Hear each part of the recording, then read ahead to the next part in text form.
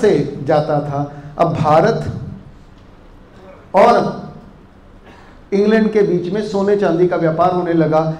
India जो है वो चांदी पे आ गया और इंग्लैंड सोने पे आ गया, क्योंकि उन्होंने अमेरिका से रेड इंडियन का सोना लूट लिया था और उनकी 50 करोड़ की पॉपुलेशन को मार के उन्होंने 50,000 तक छोड़ा। ये उन्होंने कहा किया। ये ऐसे लोग हैं। फिर डी, फिर सोने चांदी के बाद इन्होंने रिजर्व बैंक बनाए, केंद्रीय बैंक बनाए। मैंने आपको पूरी लंबी कहानी सुनाई अमेरिका के रिजर्व बैंक की। उसी की तर्ज पे इंडिया का रिजर्व बैंक बना और उसी की तर्ज के बाद 1947 के बाद दुनिया के जितने भी देश बने, उन सभी देशों के जो केंद्रीय बैंक हैं वो इसी कानून से काम करते हैं। और आपको हैरानी होगी, दुनिया में पैसे के जितने भी अंतर्राष्ट्रीय कानून बने वो पहले भारत में लागू हुए, फिर सारी दुनिया में लागू हुए, क्योंकि दुनिया को पैसे से व्यापार, सोने चांदी से व्यापार करना किसने सिखाया? भारत ने सिखाया। और केंद्रीय पैसे की व्यवस्था को कैसे कंट्रोल करना है वो अंग्रेजों ने कहां से सीखा? भारत से। और वो कहां से सीखा? कलकत्ता से, यहां के महाजनों से।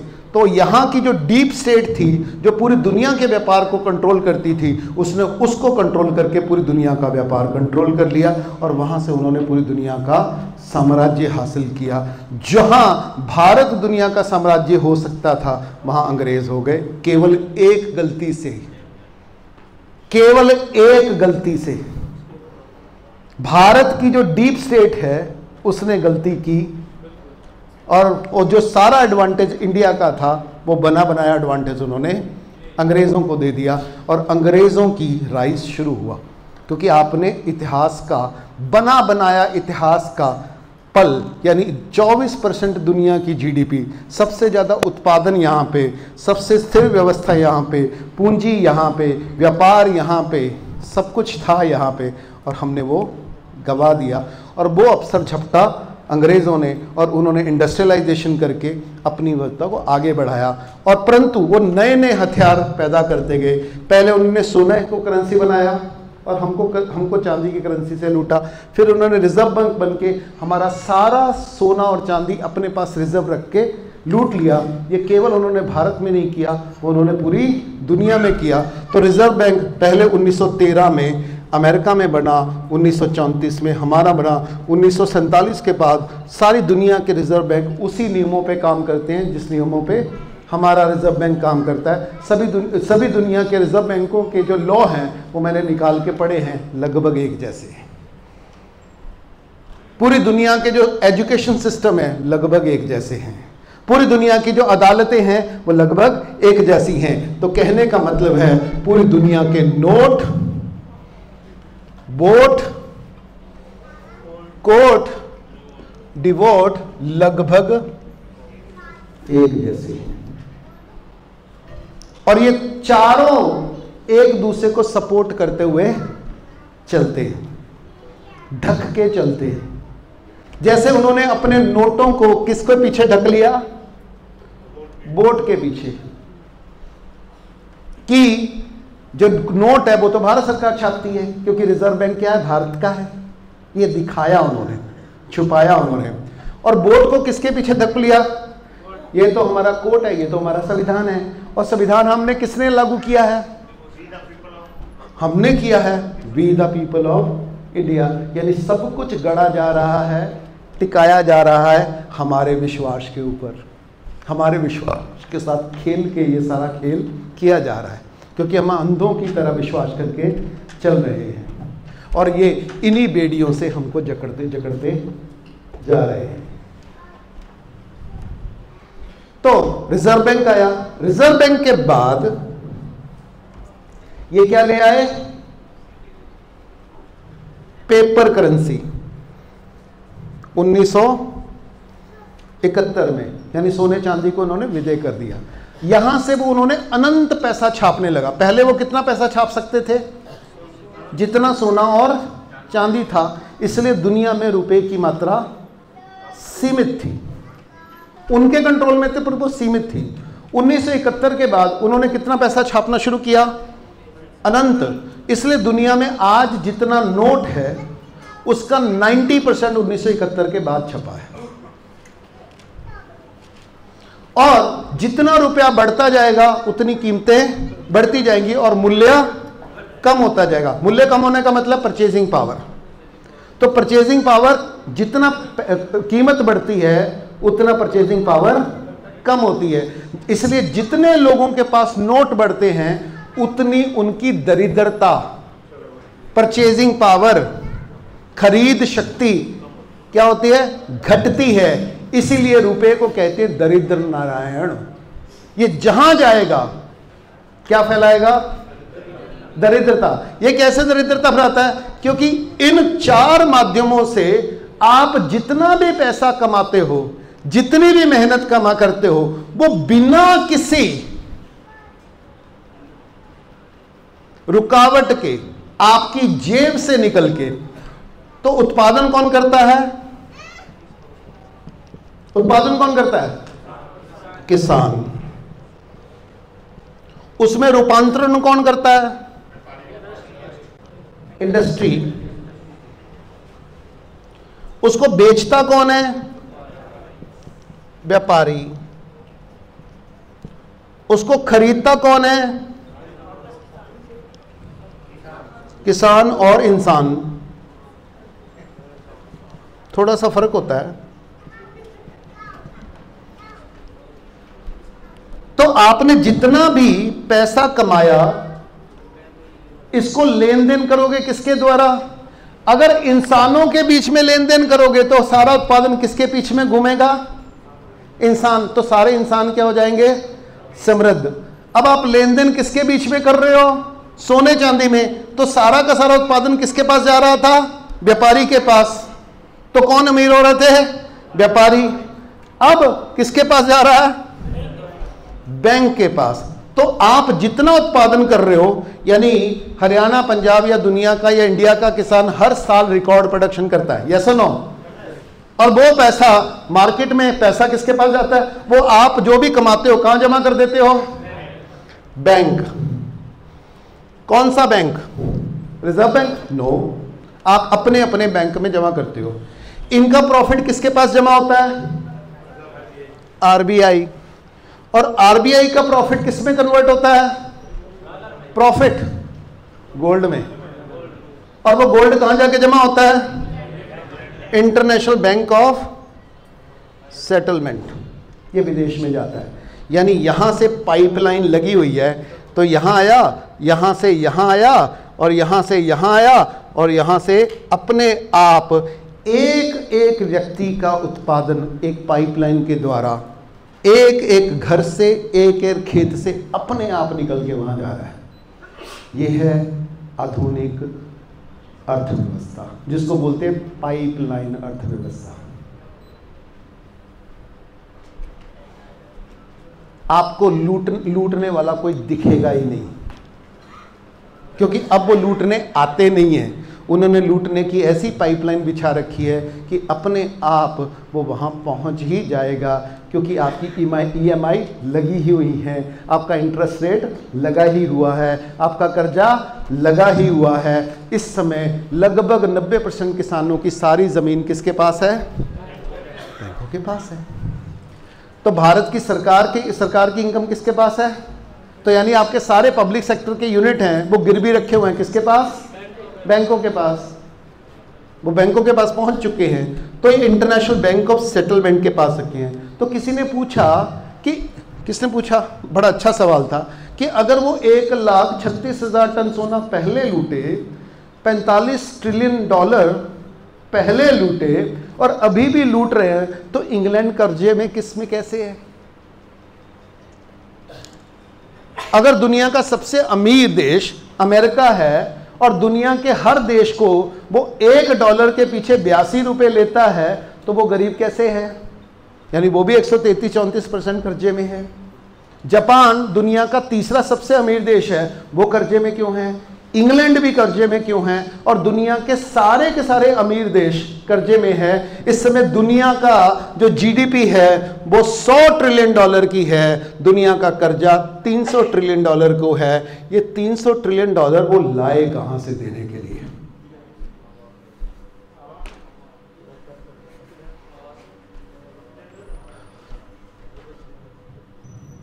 वो कहां से लाए?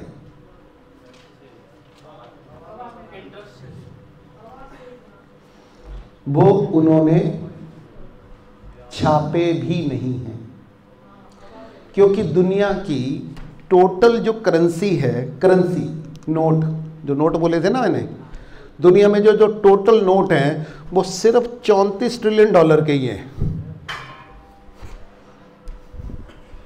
और दुनिया का कर्जा कितना है? तो 34 छाप के वो 300 कैसे कर गए?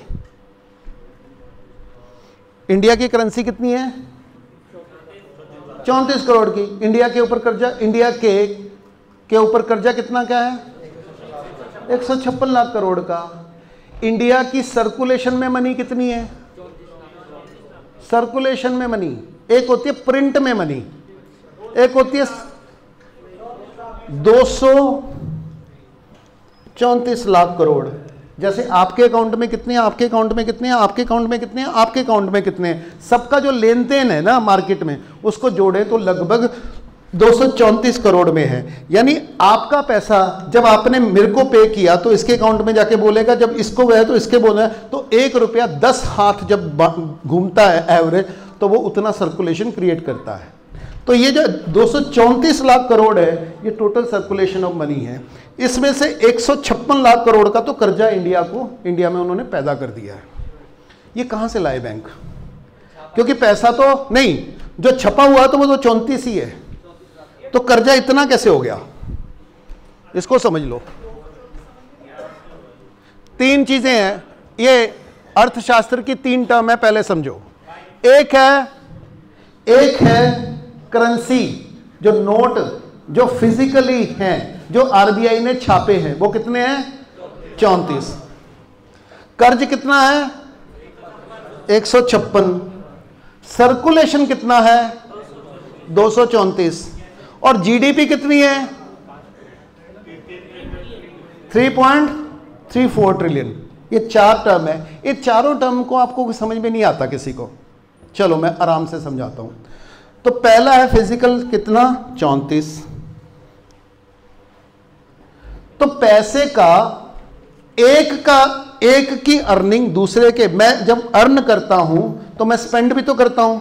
तो मैंने जो अर्न किया, वो जो मैंने खर्च किया वो आपकी इनकम बनी, जो आपने खर्च किया वो आपकी इनकम बनी। तो आपकी बही खाते में आपका खर्च और इनकम, आपकी बही खाते में आपका खर्च और इनकम, आपके बही खाते में आपका खर्च और इनकम, इनको जब मैं जोड़ूंगा तो कितना बन जाएगा?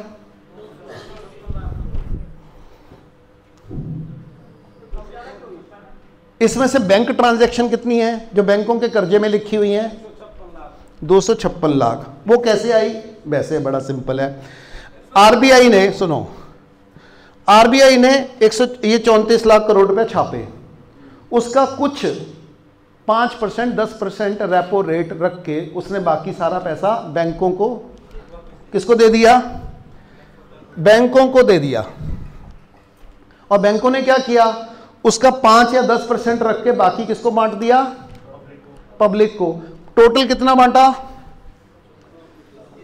इतना ही होगा ना। परंतु ऐसा नहीं है। उन्होंने क्या किया? हमारे साहिल भाई बैंक में गए कि बैंक में मुझे ना अपनी नई गाड़ी फाइनेंस करवानी है। तो कहते हो वेरी गुड, लाओ अपने डॉक्यूमेंट, आपके सीवी, आपकी प्रॉपर्टी कितनी है, ब्ला ब्ला ब्ला ब्ला ब्ला। आपने अपनी प्रॉपर्टी उनको दिखाई, उन्होंने आपको 30 लाख रुपए की गाड़ी इनको उन्होंने फंड कर दी। वो 30 लाख करोड़ रुपए बैंक ने कहां से निकाला? कहीं से निकालेगा तो इनको देगा ना। तो हम मानते हैं कि जो उसने आरबीआई से लिया कैश, उसका 10% जो रखा होता है उसमें से दे दिया, उसमें से जो 10% रिजर्व रखा होता है बाकी उससे वो लोन दे देता है। ऐसा नहीं होता, ऐसा मानते हैं, ऐसा किताबों में लिखा जाता है। होता ऐसा है कि उन्होंने साहिल भाई को 30 लाख रुपया दे दिया। तो 30 लाख रुपया साहिल भाई को कैश में दिया, क्या किया, साहिल भाई के नाम का एक अकाउंट खोला, चमचमाता, बिल्कुल नया नकोर, जो पहले कहीं एग्जिस्ट नहीं करता था। उसको उन्होंने साहिल भाई के नाम से साहिल भाई की जो सीबी है उससे सजाया संवारा और उसके अंदर डाले 30 लाख रुपए के अंक और साहिल भाई को चिपका दिया, देखो आपके अकाउंट में 30 लाख रुपए आ गए। और साहिल भाई ने क्या किया, वो अपने चमचमाते अकाउंट से 30 लाख रुपए का चेक काटा और दे दिया कंपनी को, दे दिया कंपनी को।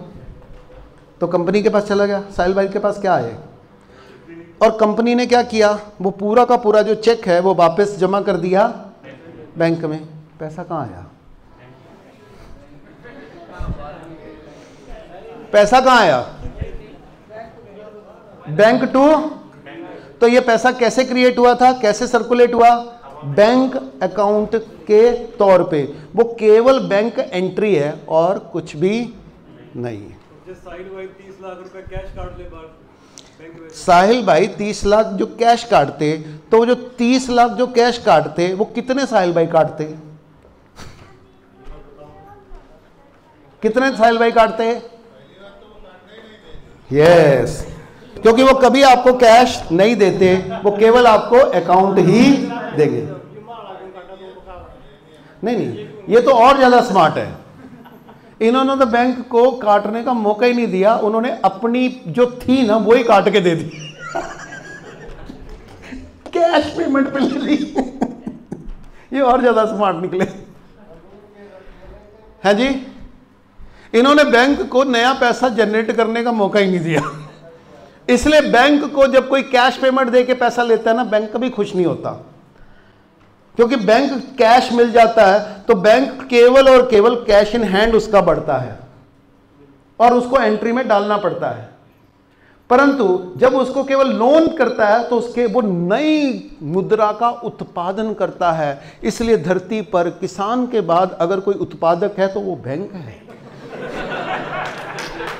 क्योंकि वो जो मनी कहीं एग्जिस्ट ही नहीं करती, जिसका कोई आधार ही नहीं है, जिसका कोई सोना नहीं है, चांदी नहीं है, कानून भी नहीं है, उसको वो पैदा करता है। आपका कर्ज लेना ही बैंक का पैसा पैदा करना है, क्योंकि कर्ज ही रुपया है।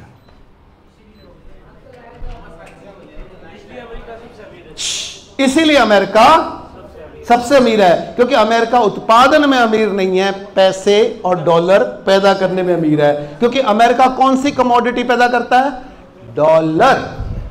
उसका डॉलर के ऊपर एकाधिकार है। इसलिए पैसा एक वस्तु है बैंक के लिए। जब भी आप कर्जा मांगने जाते हो, ऑन डिमांड वो उसको पैदा कर लेता है। पहले वो छापता था, परंतु छाप केवल आरबीआई सकता है, वो आरबीआई छाप सकता है, पर ये बैंक असल में बैंक छापता है। बैंक, ये जो 234 करोड़ है ये बैंक ने छापे, इसने, ये किसने छापे हैं, ये आरबीआई ने। आरबीआई कब छापेगा, क्योंकि आरबीआई केवल और केवल ऑन डिमांड छाप सकता है। तो इसकी डिमांड कौन करता है, आम जनता, आप और मैं। इसको डिमांड कौन करेगा, सरकार। तो सरकार कब डिमांड करती है, जब सरकार घाटे का बजट बनाती है।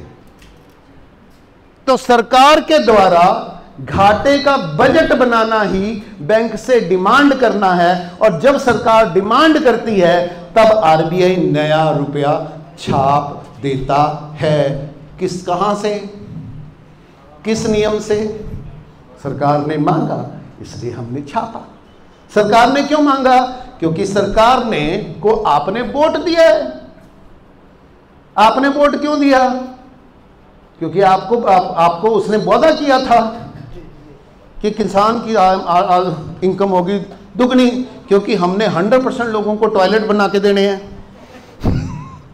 तो 100% जो टॉयलेट हैं वो किससे बने, इसी पैसे से। कर्ज से। और फिर उन्होंने कहा हमने लगाए 200 वैक्सीन महोत्सव, सबको फ्री वैक्सीन लगा। और सबको फ्री वैक्सीन कहां से लगा? यहीं से लगा। और हमारा कर्ज 72% से सीधा पहुंचा 98%। कोरोना में भारत के का जो कर्जा है वो 72% से बढ़ के 98% हुआ है। लगभग 26% कर्ज हमने 2 साल में पैदा किया है नरेंद्र मोदी गवर्नमेंट ने कोरोना में। ये कीमत है कोरोना की जो आपने पे की है। 26% कर्जा आपके ऊपर चढ़ा है। और सरकार ने जब वो कर्जा लिया तो गिरवी क्या रखा? सरकार के पास एक चिंदी भी सोने की नहीं है। उन्होंने गिरवी क्या रखा? बॉन्ड। किसके बॉन्ड? जो आपकी पब्लिक लिमिटेड कंपनियों के बॉन्ड हैं। वो कंपनियां किसकी थी? वो इन्वेस्टमेंट किसकी थी? आपकी इन्वेस्टमेंट उन्होंने उनको बेच दी एक या गिरवी रख दी। ये है कर्ज का सिस्टम। तो जब जब सरकारें नई योजना पैदा करती हैं आपका कर्ज बढ़ता चला जाता है। इसलिए सरकारें उस कर्जे को पे करने के लिए नए नए टैक्स लगाती हैं। इसलिए कर्ज बढ़ता जाएगा, टैक्स बढ़ते जाएंगे, क्योंकि सारे के सारे कर्जों का भुगतान किसको करना है? आपको। इसलिए दुनिया में सबसे ज्यादा जीएसटी भारत पे कर रहा है।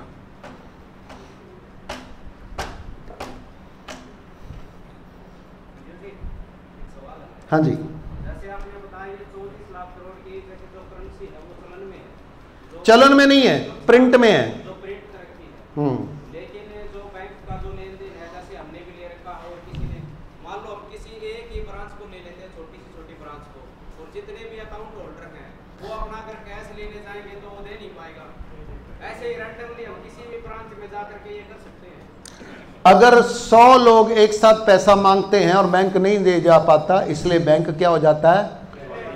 दिवालिया हो जाता है। इसलिए बैंक दिवालिया हो ही जाना चाहिए, क्योंकि 156 करोड़ का कर्जा है वो किसी ना किसी व्यक्ति के पास है, बैंक से ही लेना है। तो लेने अगर लोग पहुंच जाएंगे उसी दिन सारे बैंक गिर जाएंगे। इसलिए बैंकों ने अपनी एक्चुअल करेंसी से कितने गुना? 5 गुना लोन दे रखा है। जितनी करेंसी है उससे 5 गुना। वो कभी पैदा हो वापस दिया जा सकता है, उसका तो इंटरेस्ट भी नहीं दिया जा सकता। ये तो लोग विश्वास करके कैश में डील नहीं करते, इसलिए बैंकों से वो कैश मांगते नहीं हैं। इसलिए बैंकों का धंधा चल जाता है। जिस दिन बैंक लोगों ने कैश मांग लिया उसी दिन। इसलिए बैंकों का सबसे बड़ा डर है कि आप कैश ना मांग लो, क्योंकि जिस दिन आपने मांग लिया उस दिन वो दिवालिया हो जाएगा। हाँ, बिल्कुल हो जाएगा। इसलिए आप अवेयर होके मांगने चलो, उससे पहले उन्होंने इंतजाम कर लिया है। उस इंतजाम का नाम है, वो अभी करंट में तो नहीं आया ना सर? आ गया। और पहले, उससे पहले उन्होंने डिजिटल कर दिया।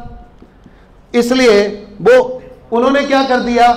ऐसी ऐसी योजनाएं बनाई कि आपको कैश से दूर करके डिजिटल पे लाओ। कितने लोग गाड़ी चलाते हो? कितने टोल देते हो? और डिजिटल में टोल देते हो तो कितना है? कैश में देते हो तो कितना है? कैश में दुगना है और डिजिटल में आधा है। यानी वो टोल के द्वारा भी अपनी डिजिटल करेंसी को आपके ऊपर थोप दे रहे हैं। वो आपके ऊपर गाजर लटका रहे हैं, डिजिटल करो, डिजिटल करो, डिजिटल करो। वो आपके फायदे के लिए आपको डिस्काउंट दे रहे हैं या आपके डिमांड को, कैश की डिमांड को खत्म कर रहे हैं। क्योंकि कैश की डिमांड को खत्म करेंगे तो उनका जो हवा में पैदा किया हुआ पैसा क्या हो जाएगा? रियल। बैंक धंधा है कागज को प्रॉपर्टी में कन्वर्ट करने का। बैंक का धंधा क्या है? कागज को प्रॉपर्टी में कन्वर्ट करने का। और वो कर रहा है, पर वो तभी कर पाएगा अगर आप कैश ना मांगो। अगर वो मांग लिया तो उसका धंधा रुक जाएगा। संजीव जी, अभी तो बैंकों में यही है ना, अगर हम कैश लेने जाएंगे तो कैश तो देना ही पड़ेगा ना बैंक को। देना पड़ेगा, इसलिए वो जल्दी से जल्दी, इसलिए उन्होंने ड्राइंग की लिमिट बांध दी है, इसलिए उन्होंने जितना पैसा कमाओगे उसके ऊपर भी उन्होंने चार्ज लगाना शुरू कर दिया है, ताकि वो आपको हर नियम बना के आपका पैसा आपको देने इसके लिए भी वो इंटरेस्ट चार्ज करते हैं। उससे ज्यादा निकलवा नहीं सकते।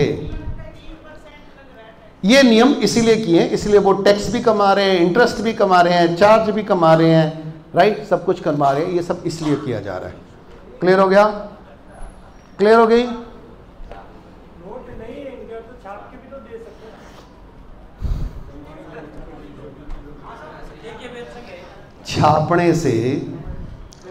छापने से महंगाई बढ़ेगी, महंगाई बढ़ेगी तो नुकसान किसका होगा? आपका ही होगा, राइट। छापे हैं, कितने छापे हैं? 12 से 34 तो कर लिए ना, और कितने छपाने हैं? सर ये इसलिए हमारी महंगाई बढ़ रही है। अच्छा, महंगाई बढ़ रही है तो हम कर्जे में डूबते जाते हैं या कर्जे से निकलते जाते हैं? तो अगर बैंक जितने भी तरीके से बैंक रुपया जितना छापेगा, उससे अल्टीमेटली कौन मरेगा? आम आदमी मरेगा। इसलिए बैंक को बोलते हैं दरिद्र नारायण। ये दिखता है लक्ष्मी जैसा, ले लो लोन दिया, ले लो कार, ले लो ट्रक, ले लो बस, ले लो गहने, ले लो सोना, ले लो डिग्री, घूम लो विदेश, और जितना जितना आप लेते जाओगे उतने उतने दरिद्र होते जाओगे। ये दरिद्र नारायण है, ये पूरी इकोनॉमी को दरिद्र करता है। सर एक प्रश्न ये था कि जैसे आपने कहा कि आरबीआई से भारत सरकार ने, कौन हो भाई? ऊपर सर। अच्छा, कहाँ? अच्छा बोल। हाँ आरबीआई ने अभी सरकार ने बॉन्ड रख के कंपनियों के पैसा लिया, हाँ, कर्ज के रूप में। किसने? सरकार ने। सरकार के पास कोई गोल्ड नहीं है, सरकार ने कोई गोल्ड रख के बॉन्ड रख के लिया ना। हाँ, बॉन्ड रख के लिया, कंपनियों का बॉन्ड रख के। हाँ। वो कंपनियां किसकी थी? पब्लिक की थी। पब्लिक का मतलब? जनता। जनता मतलब हम लोग। हाँ जी, हमारी। पूछना ही चाह रहा था। हाँ, ऐसे बोलो, हमारी। जी हाँ। ये क्या भारत सरकार अपना पैसा नहीं छाप सकती आरबीआई के? नहीं छाप सकती, क्योंकि आरबीआई का कानून ये कहता है कि सरकार 1 रुपए के अलावा कोई रुपया छाप सकती नहीं है। और 1 रुपया भी वो छापती है केवल और केवल चांदी के सिक्के का बहाना बनाए रखने के लिए, ताकि जनता को गारंटी का एहसास रहे। क्या इस कानून को संसद में रिपील नहीं कर सकते? तो संसद किसकी है? नहीं, संसद तो हमारी है ना सर। ओके, ठीक है। अच्छा, ठीक है, अब आप समझो, तो संसद किसके ऊपर बनती है? मैं पूछना ही चाह रहा हूं वोट पे। अच्छा, और 1 मिनट यार, संसद काम करती है वोट के ऊपर, राइट, क्योंकि वोट हमने दी है तो संसद हमारी हुई। अच्छा, वोट आपने दी है जी? आपने फिजिकली दी थी कि या ईवीएम को दी थी? ईवीएम को। अच्छा, ईवीएम को दी थी। ये जो ईवीएम है, क्या इसको हैक किया जा सकता है? कितने लोग मानते हो कि ईवीएम को हैक किया जा सकता है? झूठ। ईवीएम कभी भी हैक नहीं हो सकती, एटीएम कभी भी हैक नहीं हो सकता, क्योंकि ईवीएम एक मशीन है। मशीन का काम होता है, वो वही काम कर सकती है जिसके लिए उसको डिजाइन किया जाता है। वो डिजाइन वही करेगा जो डिजाइन करवाने वाला मालिक चाहता है, और डिजाइन करवाने वाला जो मालिक है वो आपके लिए काम चाहता है। आपके लिए उसने ईवीएम बनाई है या अपने लिए बनाई है? तो किसने बनवाई है ईवीएम? सरकार ने।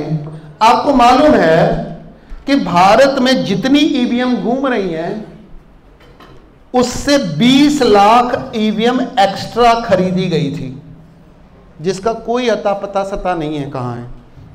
उसकी पेमेंट हुई है, बैंक पेमेंट हुई है, पर वो मिसिंग है। और ईवीएम मिसिंग होना और एक एटम बम मिसिंग होना, हाँ हाँ, एक वोट से सरकार गिरती और बैठती है ना। एक भी ईवीएम से कितनी सरकारें बन सकती हैं? वो जो ईवीएम है जो मिसिंग है वो किसने मिस की है? और उसने कोई एफआईआर भी नहीं की है, तो उन्होंने ही रखी हुई है। और इस ईवीएम के थ्रू क्या क्या कारनामा किया जा सकता है? तो हैकिंग ईवीएम की होती है या वोटर की होती है? ईवीएम नहीं मैं हैक होता, आप हैक होते हो। वो आपको हैक करते हैं क्योंकि आपको लगता है कि आपने ईवीएम को अपने पसंदीदा कैंडिडेट को वोट दी है, वोट उसको भी है जिसको ईवीएम ने डिज़ाइन करने वाले को पहुंचाना है। इसलिए एटीएम भी हैक नहीं होता। एटीएम वही काम करता है जो बनाने वाला डिज़ाइन करता है। वो आपको कुछ और बताता है, खुद अपने मालिक को कुछ और बताता है। ये है। इसलिए जैसे आपका मोबाइल है, मोबाइल में दो तरह के फंक्शन हैं। एक फंक्शन है जो आप यूज़ करते हो, एक फंक्शन है जो गूगल यूज़ करता है। जो गूगल यूज़ करता है वो ज़्यादा है और जो आप यूज़ करते हैं वो ज़्यादा है। तो आपका डाटा सुरक्षित है? क्या ये हैक होता है? नहीं, वो तो वही काम करता है जिसके लिए वो डिज़ाइन किया है। हाँ, आपको नहीं पता है, परंतु बनाने वाले को तो पता है, वो हो रहा है। तो आपकी वोट भी उन्हीं के लिए काम करती है। ईवीएम कहाँ बनती है सर?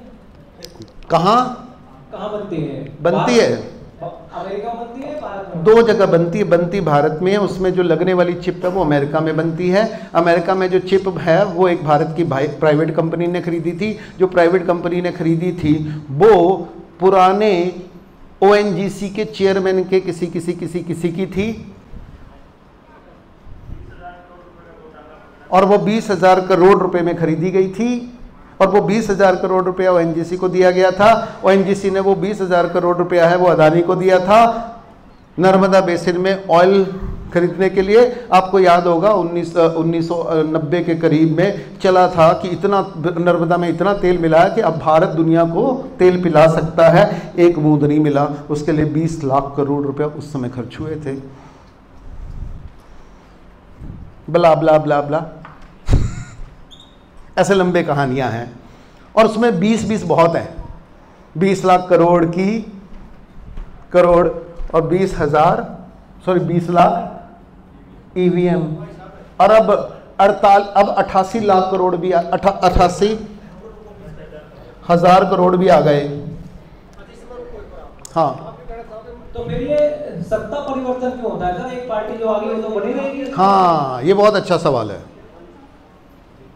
मतलब ईवीएम बदली जाओ बाद में करना चाहो, बाद में यूं बदली जाओ, इसीलिए खरीदी गई है। तो मान ली भारत का काम हो रहा है हरियाणा में, कोई एमएलए चुनाव लड़ा है नहीं तो जड़ा ईवीएम अंदर है और रात में टेंट ला ले पड़ना आ गया। हाँ जी, तो फिर तो कोई समस्या नहीं। सुनिए ईवीएम कितनी है? तो सारी ईवीएम बदलने की जरूरत है? ईवीएम सारी की सारी बदलने की जरूरत है? अरे आ रहा हूं, पहले सुन तो लो। क्योंकि आप क्या कर रहे हो, एक जगह से उसको ऑपरेट नहीं करते। ये पूरा का पूरा सिस्टम ऑपरेट करता है। वो डाटा एक जगह से निकाला जाता है या पूरे सिस्टम में डाला जाता है? तो सिस्टम का भी तो एल्गोरिथम है। और वो सिस्टम यहां से ऑपरेट किया जाता है या बाहर से ऑपरेट किया जाता है? बाहर से। हाँ, वो इंटरनेट के माध्यम से, इंटरनेट का सेंट्रल सिस्टम है उसका अपना एक सेंट्रल सिस्टम है ईवीएम का। किसके अंदर?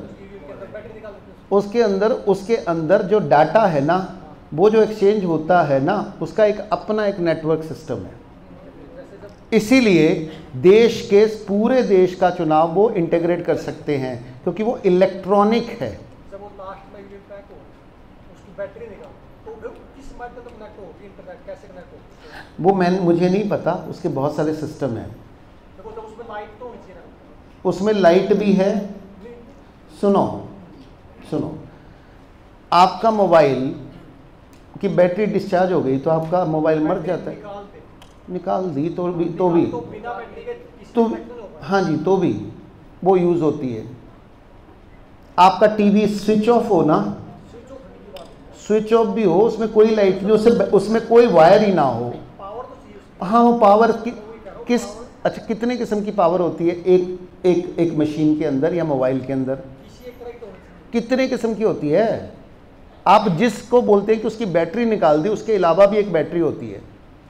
उस बैटरी को बोलते हैं बायोस के अंदर एक बैटरी होती है।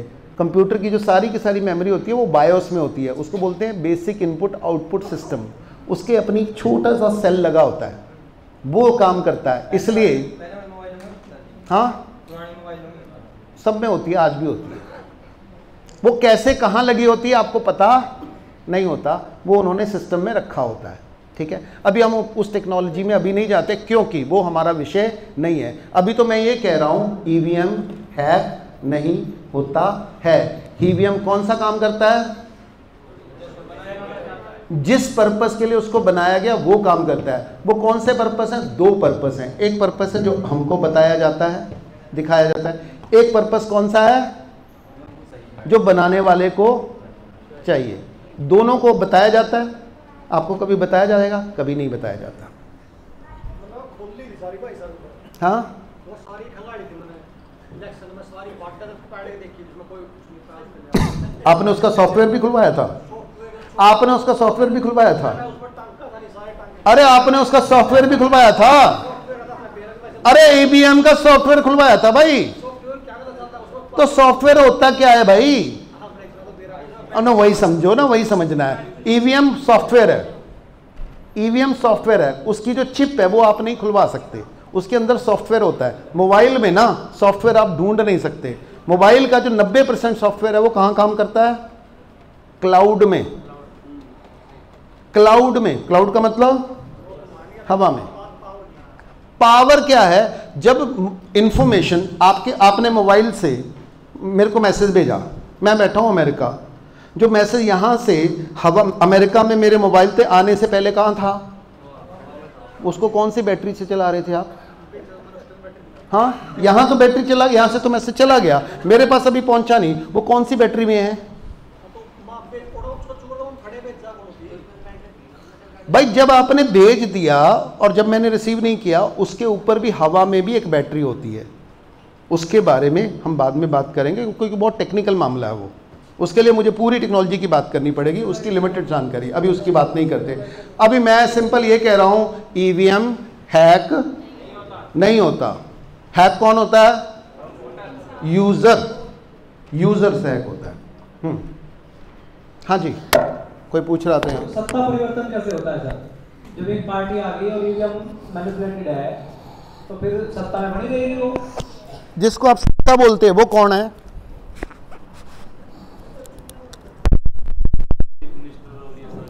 ओके, आपको लगता है कि प्राइम मिनिस्टर और चीफ मिनिस्टर और प्रेसिडेंट यही सत्ता होते हैं? ओके, मैं आपको एक एग्जांपल देता हूं।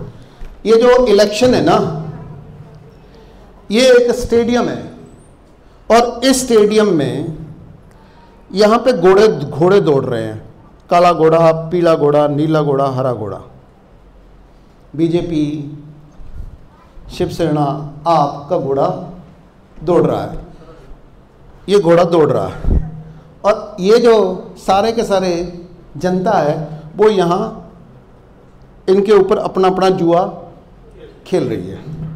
मेरे वाला जूता, बकअप काला, बकअप पीला, बकअप बेला, बीजेपी की जय, भारतीय जनता पार्टी जीतेगी भी जीतेगी, मेरे वाला जीतेगा, जीतेगा भी जीतेगा, नरेंद्र मोदी जीतेगा, जीतेगा, राहुल गांधी जीतेगा। ये सब चला रहे हैं क्योंकि इसने अपनी अपनी वोट का अपनी अपनी इन्वेस्टमेंट कर रखी है और ये सोच रहे मेरे वाला जीत गया, ये तुम्हारे वाला जीत गया। मान लीजिए ये जीत गया और इसके ऊपर ना यहाँ पे बैलेट बॉक्स में एक आदमी बैठा है जो इस रेस कोर्स का मालिक है जो इस रेस कोर्स का मालिक है। ये जो रेस कोर्स का मालिक है उसको क्या फर्क पड़ता है ये जीते कि ये जीते?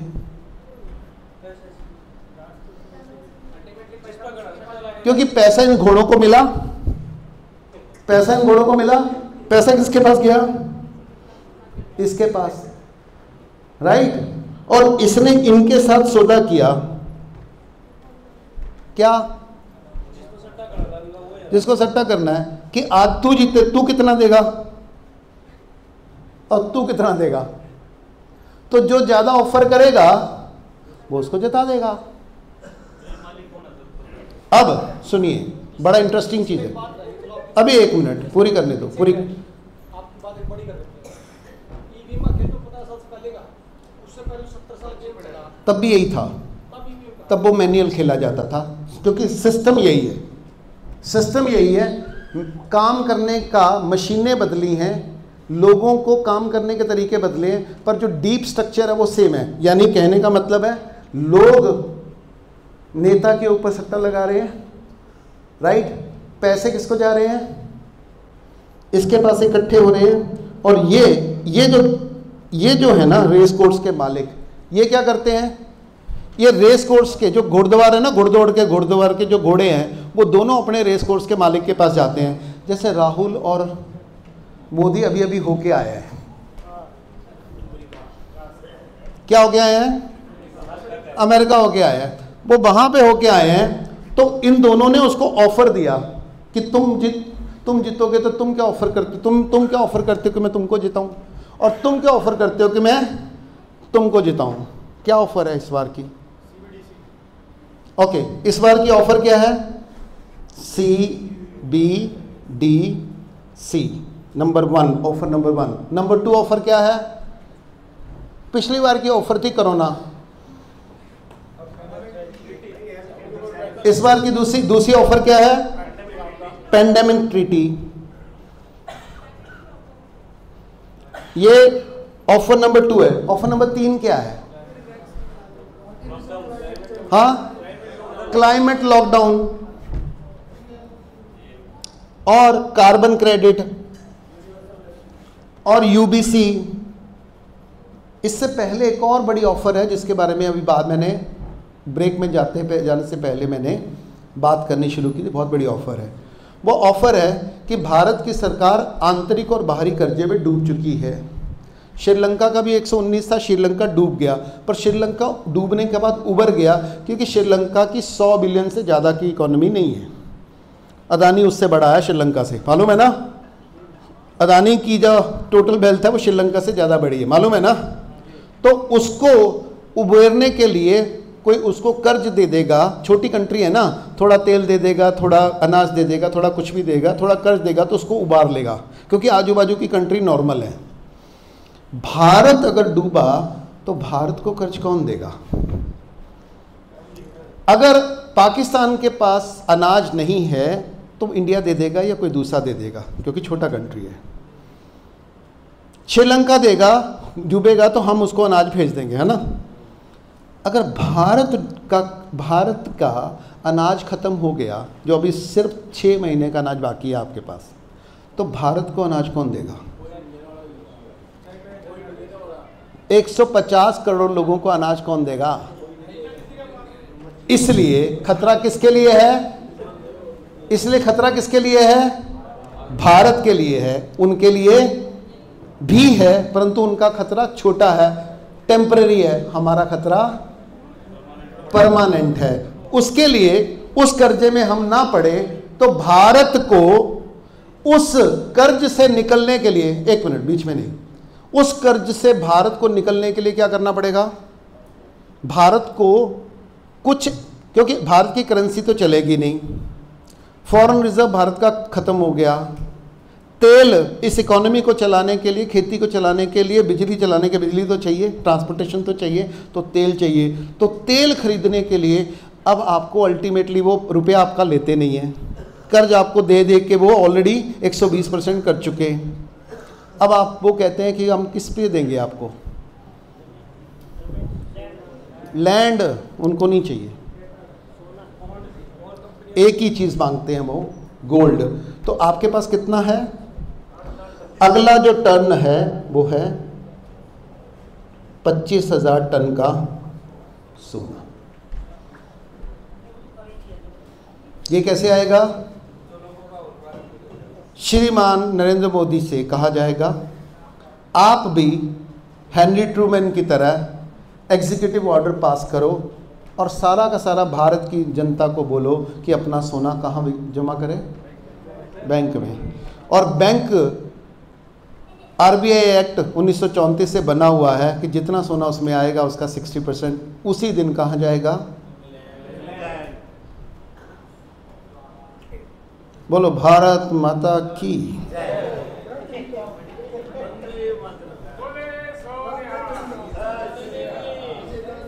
ये है 2025 का इलेक्शन, 24 के इलेक्शन का ऑफर। एक और ऑफर भी है, एक और ऑफर भी है।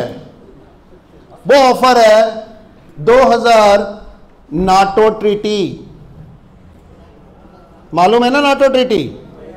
नाटो ट्रीटी का मतलब है, यूक्रेन का युद्ध क्यों हुआ था, यूक्रेन रशिया का, कि यूक्रेन ने नाटो ट्रीटी साइन कर ली, यानी नाटो की सेनाएं अब यूक्रेन में जाके, अमेरिका की सेना नाटो में जाके, यानी रशिया के बॉर्डर पे आके खड़ी हो सकती है अटैकिंग पोजीशन में। हाँ एक मिनट, क्या यूनिफॉर्म सिविल कोड के ऊपर बहुत सारे पेज हैं, उससे बड़ा सीरियस ये है क्योंकि यूनिफॉर्म सिविल कोड का जो है वो सिर्फ पब्लिक को डिवाइड कर रहा है, वो भारत के अलग अलग लोगों को एक दूसरे से डिवाइड कर रहा है। उसका फायदा केवल सत्ता को हो सकता है, परंतु सारी भारत की प्रजा का जो नुकसान है, यानी भारत तीसरे विश्व युद्ध का केंद्र बने, ये वो कानून है। इसका मतलब होगा कि भारत ने, अंग्रेजों ने भारत को पता कैसे जीता था? अंग्रेजों के पास 1 लाख परमानेंट सेना थी जो किसी भारतीय राजा के पास नहीं थी, मात्र 1 लाख परमानेंट सेना थी। चाइना ने भारत के ऊपर आक्रमण क्यों किया? क्योंकि भारत के पास परमानेंट सेना ही नहीं थी। 62 के युद्ध के बाद भारत ने पहली बार परमानेंट सेना बनाई, तभी भारत दुनिया में अपने पांव पे खड़ा हो पाया। अब अग्निवीर योजना के मुताबिक भारत की परमानेंट सेना को परमानेंटली खत्म किया जा रहा है, उसको टेम्पररी सेना में कन्वर्ट कर दिया जा रहा है। 4 साल के कॉन्ट्रैक्ट सोल्जियर के ऊपर उसको कन्वर्ट किया जा रहा है। अब भारत के पास कोई परमानेंट सेना होगी नहीं, इसलिए दुनिया की, केवल भारत में नहीं, दुनिया के लगभग 80% देशों की सारी परमानेंट सेना को कानूनन खत्म करवाया जा रहा है अंडर ट्रीटी। योजना कुछ भी हो, आई ऊपर से है, लागू हमारे वाला कर रहा है। अब जब वो करेगा, अब परंतु भारत को सुरक्षा चाहिए किससे? चाइना से। तो भारत क्या करेगा? नाटो ट्रीटी साइन करेगा, जो डिवाइड एंड रूल में भारत का हर राजा अंग्रेजों से करता था कि अंग्रेज जब भी युद्ध होगा तो अंग्रेज हमको सुरक्षा प्रोवाइड करेंगे। अब उसी योजना का नाम है नाटो ट्रीटी, यानी भारत पे जब भी चाइना अटैक करेगा या कुछ भी करेगा तो भारत की रक्षा करने के लिए कौन आएगा? नाटो सेनाएं आएंगी, अमेरिका की सेना आएंगी, यानी भारत क्या है? अमेरिका की छावनी बनेगी, चाइना बनने देगा। और उस दिन यहां भी वही युद्ध छिड़ेगा जो रशिया और यूक्रेन में छिड़ा है, जो 1 महीने से ज्यादा नहीं चल सकता था, 1.5 साल से चल रहा है।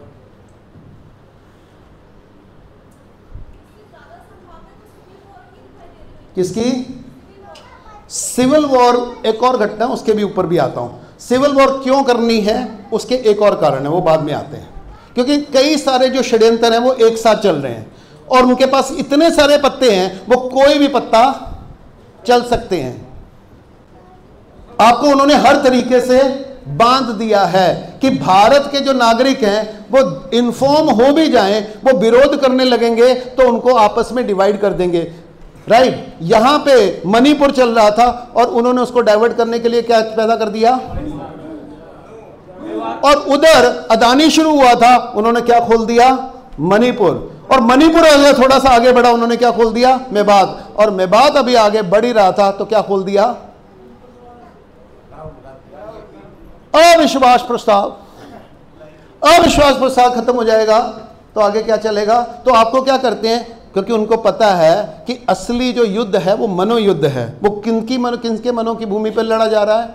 जनता की। तो जनता की मन को कोई मुद्दा वो टिकने देते नहीं है। वो हर 2 महीने में आपके मन पे मुद्दा बदल देते हैं, ताकि आप एक मुद्दे से निकल के दूसरे से तीसरे, तीसरे से चौथे से 5वें, क्योंकि बीच में अभी आप बाढ़ से निपट के निकले हो।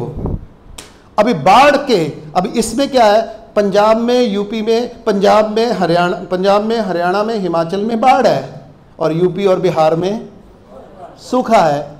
और भारत की कम से कम 30-35% जो प्रजा वहाँ है वो भूख से मरेगी। अब उनके लिए अनाज नहीं होगा। एक के बाद एक मुद्दे वो आपके ऊपर भड़का रहे हैं, ताकि आप कभी भी यूनाइट होकर किसी एक मुद्दे पे फोकस ना करो। यही पूरी कहानी है। अब करना क्या, एक मिनट, अब करना क्या है? तो ये एक पाइपलाइन बिछी हुई है। इस पाइपलाइन के मुताबिक, ये पाइपलाइन ग्लोबल है, इसलिए आपको पता होना चाहिए कि एग्जैक्टली आपका दुश्मन क्या क्या खेल सकता है, कैसे कैसे खेल सकता है, उसको निपटने की, क्योंकि उसके अटैक की एक स्ट्रक्चर है, तो आपको उसके अटैक को काउंटर करने के लिए अपनी भी स्ट्रक्चर बनानी पड़ेगी। पहले उसके अटैक में एक और स्ट्रक्चर बन लो, उसको बोलते हैं पाइपलाइन इकोनॉमिक्स। इस मुताबिक दुनिया के सारी की सारी दुनिया के ऊपर कब्जा करना है, तो आप 17 चीज़ों के ऊपर कब्जा कर लो तो आपका कब्जा हो जाएगा। बोलो कौन कौन सी 17 चीज़ें हैं? Number 1 note, number 2 coat, number 3 boat, number 4 धर्म, नंबर 5 शिक्षा, नंबर 6 स्वास्थ्य, मेडिसिन, टीका, टेस्ट, डॉक्टर, डिग्री, पैथी, और उसके treaty, pandemic treaty, WHO treaty. 7 vote में आ गया, वो कानून आ गया, police, yes, police and army. 8 army, arm हथियार। 9 मार्केट, कौन सी मार्केट?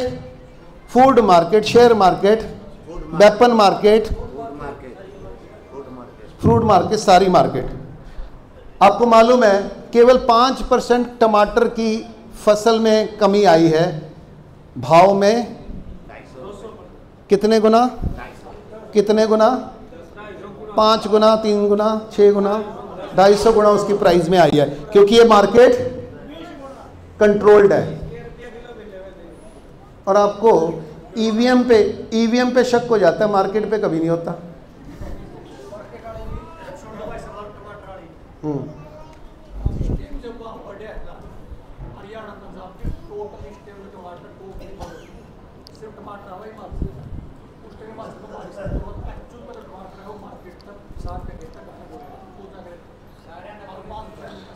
नाइन्टी 90% टमाटर कहाँ से आता है मार्केट में?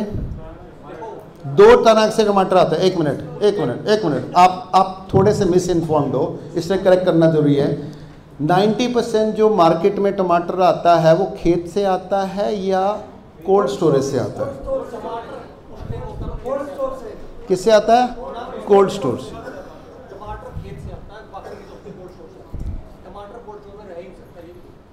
किसने कहा? अच्छा, आप जाइए कोल्ड स्टोर में अमाउंट देखिए। लोकल टमाटर कितनों ने कब खाया था लास्ट टाइम? आपने देसी टमाटर लास्ट टाइम कब खाया? लोकल टमाटर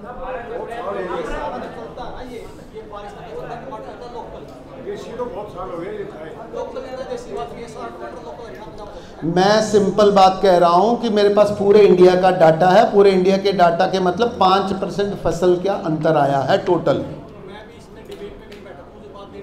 हाँ जी जी,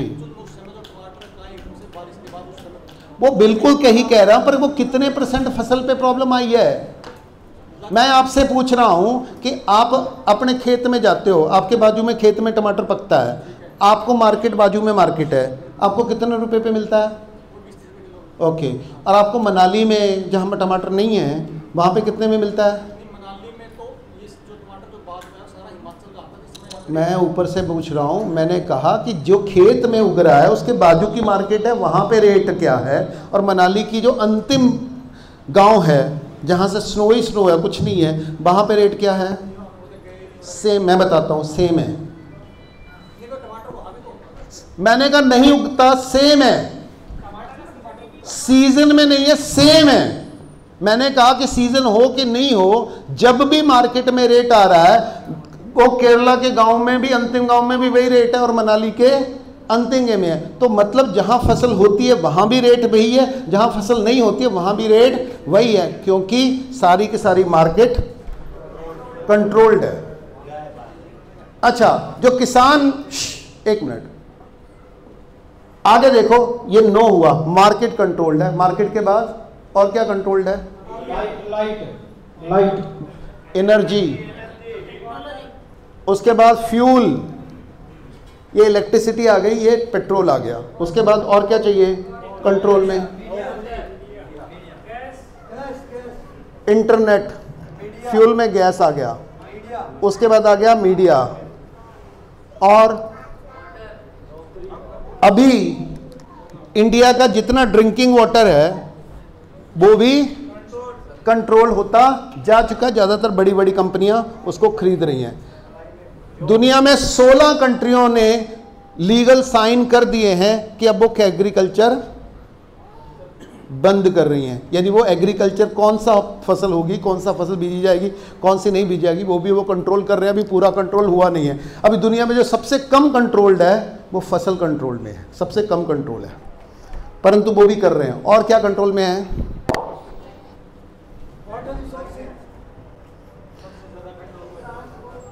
एंटरटेनमेंट,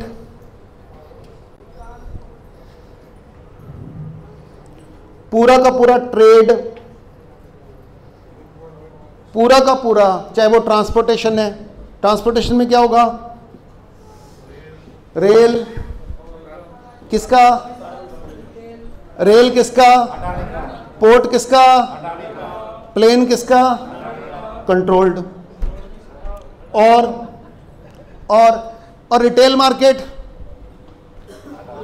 रिटेल मार्केट सारी की सारी कितने की है? रिटेल मार्केट भारत की 80 लाख करोड़ की रिटेल मार्केट है।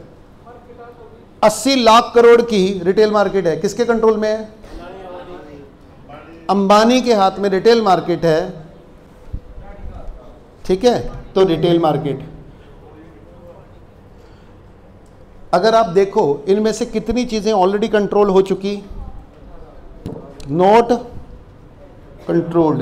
दुनिया में एक से नियम है, ये नोटों पे के जो नियम है ना, बैंकिंग के नियम है, ये अनेक हैं या एक हैं? तो वो एक ही नियम से चल रहे हैं, एक ही सिस्टम से चल रहे हैं। दुनिया में जो कोर्ट चल रही हैं वो अलग अलग नियम से चल रही हैं, एक ही नियम से चल रही हैं। वो उनकी धाराएं थोड़ी ऊपर नीचे हैं, परंतु जज, वकील, आईपीसी, सजा के जो नियम है और भाषा है कानून की, वो क्या है? एक ही है। मैक्सिमम कह रहा हूं। हाँ जी, वो भी लगा लो। साहिल भाई, वेदर, आपकी हार्प टेक्नोलॉजी, आपकी कॉमट्रेल, वो भी कंट्रोल्ड। और कौन कंट्रोल है भाई? सबसे वाटर रिसोर्सेज आ गया। सबसे इंपॉर्टेंट जो कंट्रोल में है,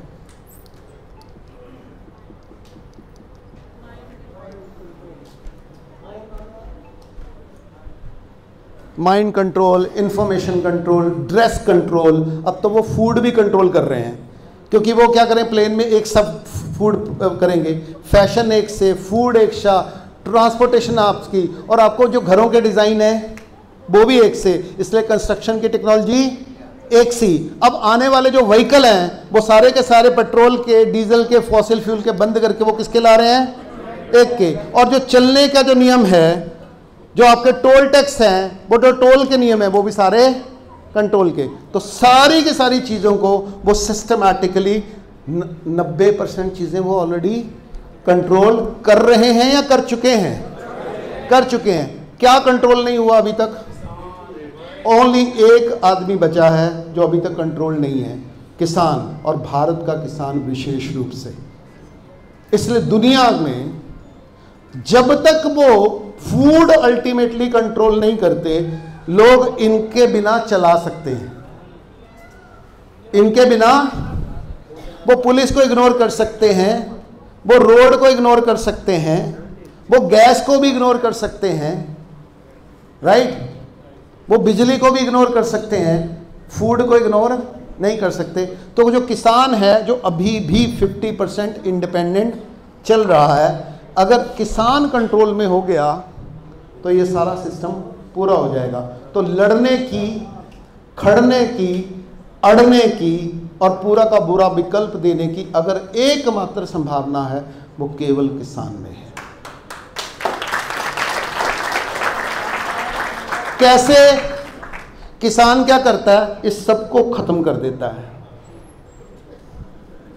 संजय भाई जी, आज अगर काफी एरिया की बात देखो ना, तो टोटल कंट्रोल इलेक्ट्रिसिटी का है, खेतों का, पानी का, क्योंकि ट्यूबवेल के अलावा कुछ और साधन है ही नहीं। मैं खाद का देखो भी तो ये 50% ऐसा लगता है कि 50% मैंने कहा ना 50% किसान हो चुका है, पर केवल बचा है तो किसान ही बचा है, थोड़ा बहुत। हाँ, मैं ये कह रहा हूं क्योंकि किसान के पास ना इस कंट्रोल से बाहर जाने का रास्ता अभी भी है। कैसे? किसान इन सारी व्यवस्थाओं को छोड़ देता है और किसान वापस किस व्यवस्था में चला जाता है? वो कैसे? वो अब जो उत्पादन करेगा वो बाजार के लिए नहीं करेगा, किसके लिए करेगा? 36 बरादरी के लिए करेगा। किसके लिए करेगा? के लिए करेगा। तो उसके पास कितना गुना होगा? 10 गुना। कहां जाएगा? गांव में रहेगा। तो गांव में रहने के लिए उसको बाजार के ऊपर अपनी जो निर्भरता है, इसके ऊपर जो अपनी निर्भरता है, उसको कट करना पड़ेगा। तो पुराने सिस्टम पे जाना पड़ेगा, परंतु उतना नहीं जाना पड़ेगा। और ये कितनी देर में जाना पड़ेगा? Within 2 years। इतना बड़ा शिफ्ट, इतने बड़े शिफ्ट का चैलेंज है, परंतु वो जो शिफ्ट है उतना बड़ा चैलेंजिंग नहीं है। कैसे? अगर वस्तु विनिमय पे जाना है तो किसान 3 चीजें कर ले बस। पहला है अपना उत्पादन मंडी में बेचे या गांव से बेचे। वो व्यापारी के थ्रू बेचे, रिटेलर के थ्रू बेचे, आड़ती के थ्रू बेचे, या गांव खुद अपने बच्चों के थ्रू गांव से बेचे, डायरेक्ट सेलिंग करें। राइट? नंबर 1, आपके पास कितना उत्पादन होगा? 10 गुना कम से कम। मैं जस्ट एवरेज की बात लगा रहा हूं। उस उत्पादन का आप क्या करोगे? वो केवल आप सीधा बेच दोगे, अनाज बेच दोगे, या उसके ऊपर वैल्यू एडिशन करोगे? जो वैल्यू एडिशन करोगे वो आपकी फूड इंडस्ट्री है। वहां से आप भी तो पैकेजिंग कर सकते हो, आप भी तो दलिया बना सकते हो ना, आप भी तो ब्रेड बना सकते हो। उसको बोलते हैं जीरो बेस्ड टेक्नोलॉजी। उसमें मिनिमम टेक्नोलॉजी की ज़रूरत है, वो हर व्यक्ति अपने घर में कर सकता है, और इसकी डिमांड कभी भी कम होगी नहीं। और वो ऑर्गेनिक होगा, और वो शुद्ध होगा, और वो ट्रस्टवर्दी होगा, जिसकी आज मार्केट को सबसे ज़्यादा ज़रूरत है। वो आएंगे, वहीं से खरीदेंगे, पहला है ये। इससे क्या होगा? आपकी वैल्यू बढ़ेगी। नंबर 2, डिपेंडेंसी कम होगी। नंबर 3, जो सारा का सारा मनी है वो गांव में ही रहेगा, वैल्यू अपने पास रहेगी, रोजगार बढ़ेगा, आपके बच्चों का पलायन रुकेगा, आपके घर में पोल्यूशन कम आएगा, और आपका फ्रीडम बढ़ेगा। और तब आपको दूसरा निर्णय लेना पड़ेगा, अब हम अपने खेतों में जहर नहीं डालेंगे, क्योंकि कम उत्पादन पर अधिक शुद्धता और गुणवत्ता, ये मॉडल नई खेती का हमको चुनना पड़ेगा। नंबर 2। नंबर 3, जिस जमीन को, जिस जल जंगल जमीन को हमने ख़त्म कर दिया है, जानवर को हमने ख़त्म कर दिया है, उसको पुनः अपने गांव में स्थिर करने में आपको कितना टाइम लगेगा? कितना? अगर आपको अपने गांव में जंगल उगाना हो, जितनी ज़रूरत है, जितनी ज़मीन है, कम से कम 5 एकड़ का जंगल हर गांव में होना चाहिए, तो कितना समय लगेगा सुशील भाई? 5 एकड़ का जंगल हर गांव में उगाना हो तो कितना समय लगेगा?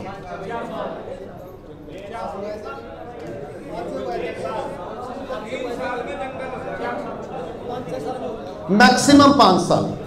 ओके, जितने जंगल के साथ साथ जल, यानी जितना जमीन में पानी बहता है, अभी उस पे आते हैं, क्योंकि अभी क्या है, ग्लोबल समस्या खत्म करके हमको डील करनी पड़ेगी, अपनी गांव में भी तो लड़ाई लड़नी पड़ेगी। पहले ग्लोबल को छोड़ लेते हैं, गांव में लड़ाई पे उसके बाद आएंगे।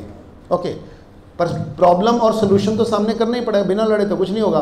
तो लड़ाई बाहर भी होगी और लड़ाई अंदर भी होगी। बाहर वाली खतरनाक है, अंदर वाली खतरनाक है? दोनों बराबर की हैं, दोनों बराबर की हैं। लठ वहाँ भी फूटेंगे, लठ यहाँ भी फूटेंगे, हाँ सर भी फूटेंगे, परंतु उसके बिना आपके पास कोई चारा नहीं है। अब वहाँ की लड़ाई इनडायरेक्ट है, दुश्मन पता ही नहीं है, यहाँ तो डील कर लोगे, परंतु क्या करना है वो सुनना पड़ेगा। तो पहले जंगल को 5 साल में आप खड़ा कर सकते हो, हाँ या ना? जल तो, परंतु उसके साथ आपको चाहिए जल। तो आपके पास गांव में जितना जल बरसता है, आपके गांव में जितना जल रुकता है और जितना पानी के नीचे उतरता है और जितना आप निकाल के इस्तेमाल करते हो, उसको संतुलित करना पड़ेगा ना। अगर उसका वो पहले व्यवस्था हुआ करती थी, जोड़ की भी थी, कुएं भी थे, रिचार्ज बेल भी थे, राइट, उसकी व्यवस्था करनी पड़ेगी ना। कितने साल लगेंगे? अगर आप बहते दरिया पे बांध बना सकते हो तो ये व्यवस्था नहीं कर सकते?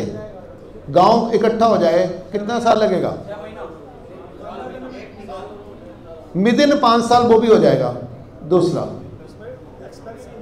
वो एक्सपेंस मालूम है यार, तुम वो एक्सपेंस पे बाद में आते हैं, पहले कर हो सकता है कि नहीं हो सकता? 2, अच्छा, उस जंगल और जल को और जमीन को शुद्ध करने में, यानी उसमें से जहर डाला है, उसको फिर से शुद्ध करने में कितना समय लगेगा? 3 साल।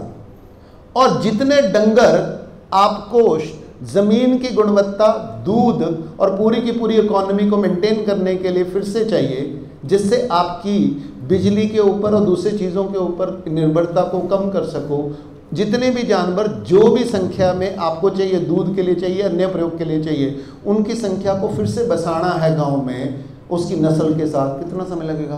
3 साल।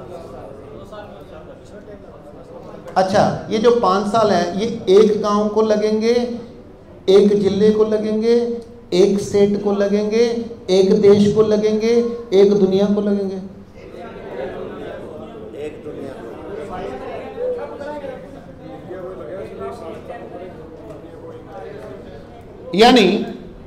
यानी जितनी तेजी से दुनिया बिगड़ी है, उसका चक्का अगर उल्टा दिया जाए तो समय में, बहुत कम समय में लगेगा, साधन बहुत कम लगेंगे। इसकी संभावना अंतिम रूप में है आज, क्योंकि वो इस संभावना को भी पूरी तरीके से ख़त्म कर देना चाहते हैं, क्योंकि सीबीडी और ये जो सारे के सारे लागू होने के बाद, क्योंकि सीबीडी क्या है, वो पेपर करेंसी है या बाउचर है? अब असली किसान को मार कहाँ पड़ेगी, किसानी कहाँ ख़त्म होगी? वो यहाँ ख़त्म होगी अगली किसानी कि जो सीबीडी है वो बाउचर है। बाउचर का मतलब है, उसके बाद आएगा यूनिवर्सल बेसिक इनकम, यानी सारी की सारी जनता को हैक करने के लिए, उनका माइंड हैक करने के लिए अगला जो कानून आ रहा है वो ये आ रहा है कि 70 कंट्री को बैंकरप्ट कर दो, उनमें हाहाकार दंगे करवा दो, और सारी की सारी जो कंट्रीज़ हैं वो संभाल नहीं पाएंगी, छोटे मोटे युद्ध हो जाएंगे, छोटी मोटी सिविल वार हो जाएगी, छोटे मोटी भुखमरी फैल जाएगी, छोटी मोटी बीमारियां फैल जाएंगी, छोटे मोटे डॉक्यूमेंट फैल देंगे। सारी सरकारों के जो अध्यक्ष हैं वो हाथ खड़े कर देंगे, हम नहीं संभाल सकते। वो कहेंगे कि तुम नहीं संभाल सकते, इसलिए दुनिया को नए ऑर्डर पे रीऑर्गेनाइज करना पड़ेगा। इसलिए WHO टेक ओवर करता है और न्यू वर्ल्ड ऑर्डर को डिक्लेयर करता है। उसके मुताबिक क्या है, दुनिया में जनता के पास पैसे नहीं है क्योंकि लॉकडाउन लगाना पड़ रहा है, तो जनता को सहायता देने के लिए हम यूनिवर्सल बेसिक इनकम स्कीम चला रहे हैं, जिसके मुताबिक हर एक नागरिक, किसके, भारत के नहीं, एशिया के नहीं, पूरी दुनिया के हर एक नागरिक के खाते में $1000 प्रति माह डाले जा रहे हैं।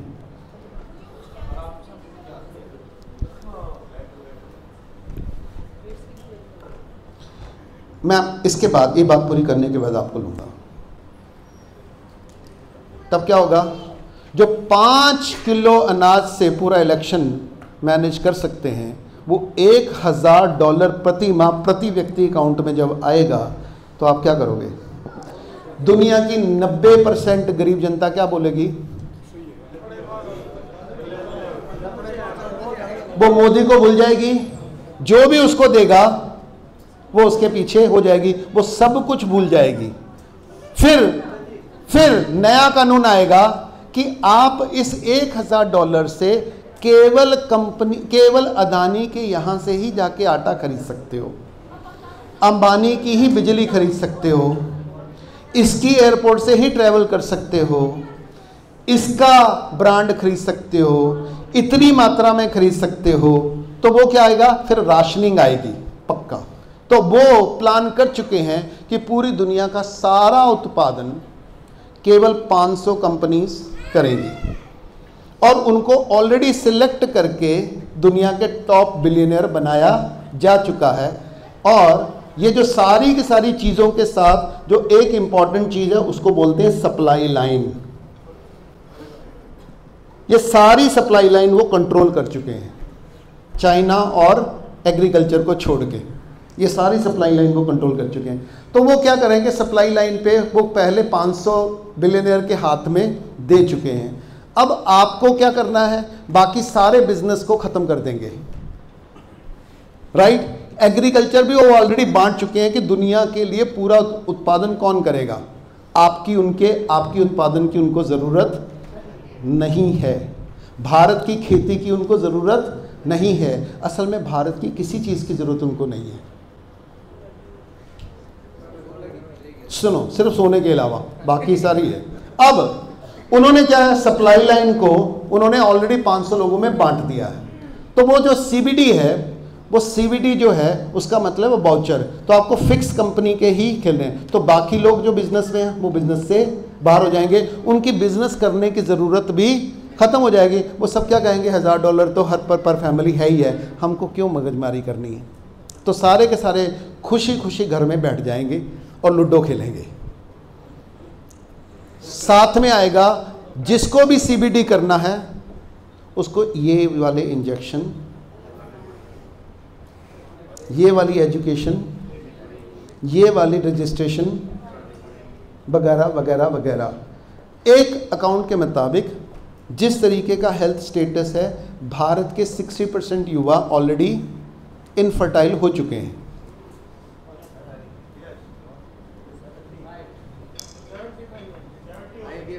70% युवा, 60 से 70% युवा इनफर्टाइल हो गए। इसका मतलब है कि आप कुछ करो कि ना करो, हिंदू मुसलमान जो मर्जी करो, आने वाली नेक्स्ट पीढ़ी, 2 पीढ़ी के बाद आपकी जो पॉपुलेशन है वो 30% से ज़्यादा ज़्यादा रहने वाली नहीं है। और जितने लोगों को वैक्सीन लगा है, ओरिजिनल वैक्सीन लगा है,